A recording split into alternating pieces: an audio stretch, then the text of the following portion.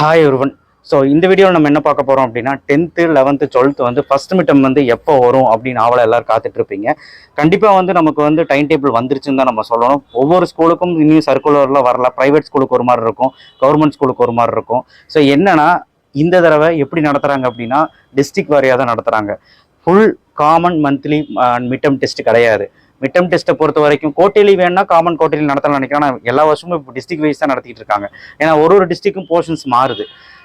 இப்போ எக்ஸாம்பிளுக்கு 12th standard எடுத்துக்கிட்டிங்கன்னா ஃபிசிக்ஸில் வந்து 4 லெசன், மேக்ஸில் வந்து 4 சாப்டர், கெமிஸ்ட்ரியில் வந்து 1 2 நோட் பண்ணுறீங்கன்னு நினைக்கிறேன், 1 2 6 7 11ங்கிறாங்க. அடுத்து வந்து கம்ப்யூட்டர் அப்படின்னா ஃபஸ்ட்டு 6 லெசன். ஸோ அதுக்கப்புறம் வந்து பார்த்தீங்கன்னா தமிழ்லாம் 2 இயல் 3 இயலாவது இருக்கும். இங்கிலீஷில் வந்து 2 லெசன் இருக்கும். சரிங்களா? இந்த மாதிரி தான் போர்ஷன்ஸ் இருக்குது. 11த்துக்குமே இதுதான் போர்ஷன்ஸ்.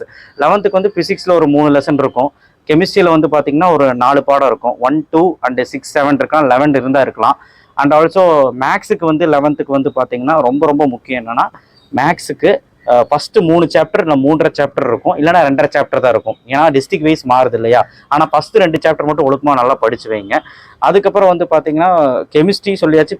ஃபிசிக்ஸ் வந்து பார்த்தீங்கன்னா 4 லெசனாவது இருக்கும், இல்லை அட்லீஸ்ட் 3 லெசனாவது இருக்கும். நான் என்ன சொல்கிறேன்னா 11த்துக்கு படிக்க முடியலையா, அட்லீஸ்ட் 2 லெசனாவது படிங்க. சரிங்களா?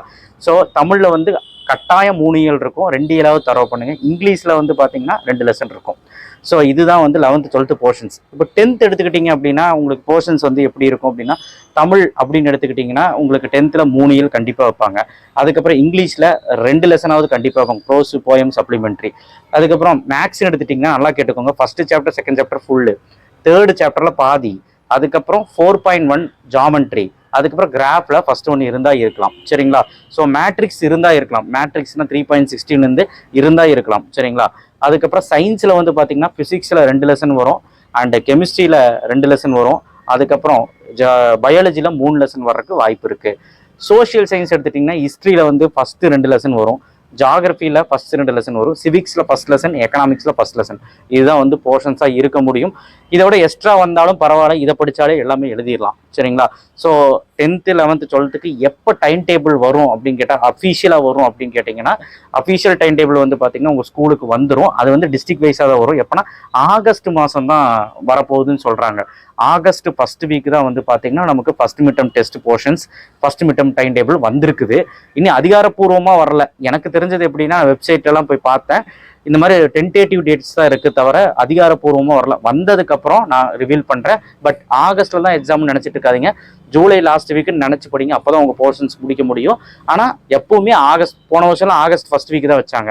ஸோ அதனால் ஆகஸ்ட் ஃபஸ்ட் வீக்கே உங்களுக்கு வந்து எக்ஸாம் இருக்கலாம். எல்லாம் 2 எக்ஸாமோ ஒரு எக்ஸாமான்னு சொல்லிட்டு அது எப்படி பேனிக் ஆகாதீங்க. ஒரு சில டிஸ்ட்ரிக்ட் தான் 2 எக்ஸாம் வரும், ஒரு சில டிஸ்ட்ரிக்ட்லாம் ஒரு எக்ஸாம் தான். அது டிஸ்ட்ரிக்ட் வைஸ் முடிவு பண்ணுறது, இந்த சிஇஓ வந்து முடிவு பண்ணுறது. சரி, எனிவே இந்த வீடியோ உங்களுக்கு யூஸ்ஃபுல்லாக இருக்கும்னு நினைக்கிறேன். 10th 11th 12th பார்க்குறவங்களா இருந்தீங்கன்னா சப்ஸ்கிரைப் பண்ணி வச்சுக்கோங்க.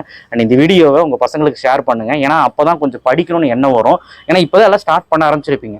சீக்கிரமாக ஸ்டார்ட் பண்ணுங்கள், அப்போ தான் படித்து முடிக்க முடியும். நெக்ஸ்ட் வீடியோவில் வந்து சந்திக்கிறேன்.